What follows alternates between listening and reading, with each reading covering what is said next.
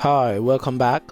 We are continuing in our implementation from where we left off, and we couldn't implement the last one due to time. So we're going to do that in this video, and that is implementing file share witness quorum. Okay, you have to bear something in mind, and that is one, making such decisions is as a result of you understanding what you're doing, and that is also a function of you having spent a lot of time reading up Microsoft documentation and prerequisites that you need to fulfill before you start doing things.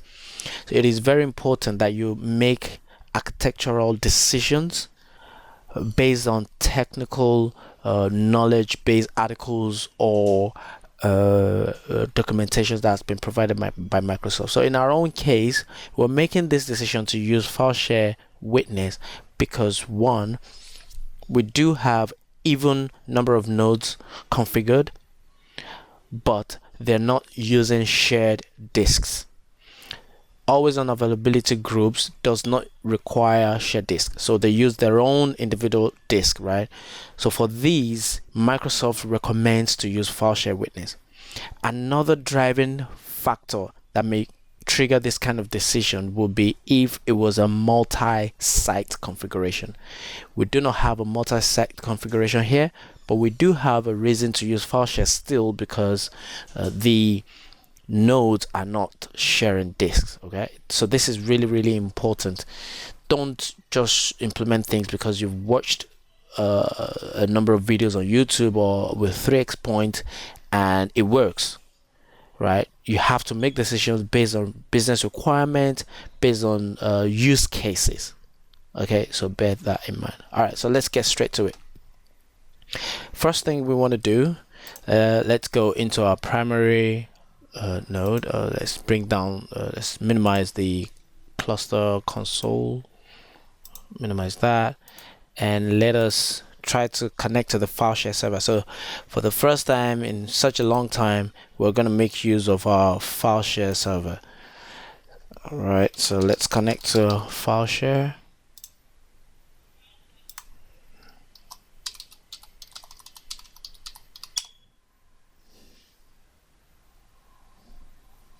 As you can see, take note of this too happening here, so I can drag around.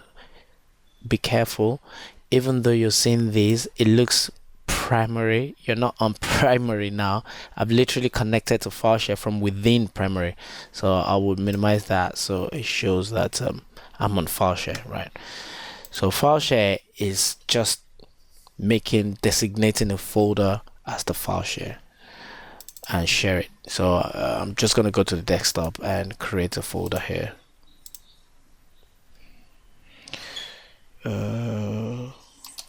Cluster witness, that's the name. So all we need to do now is to share it. So I've gone to properties, go to sharing, and go to advanced sharing. Share this folder and add permissions. Very important.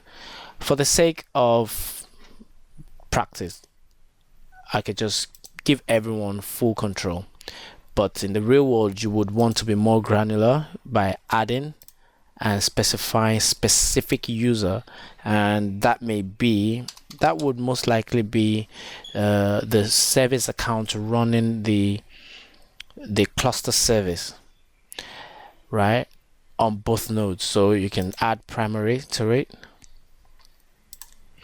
and give it full control. So actually, let me just remove everyone from full control, and because we're already doing this already, why not? So add secondary as well.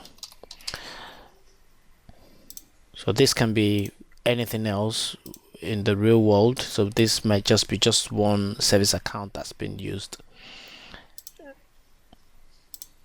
and that's it. So now this is our file share. Copy, close. To test this, so let's I'm going to log out, sign out from the file share server.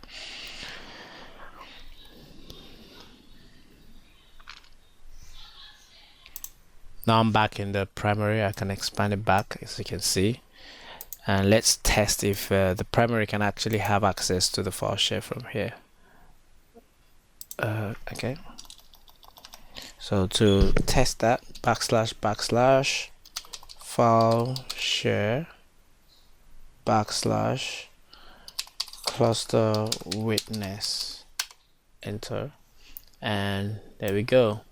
So we can have access to that. So that basically works. So I'm gonna copy this, and so that works. That's fine. Let's now get our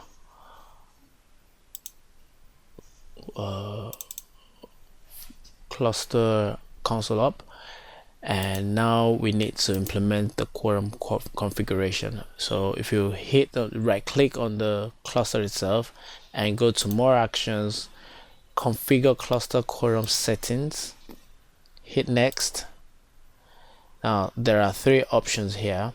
So the first one says use default quorum configuration.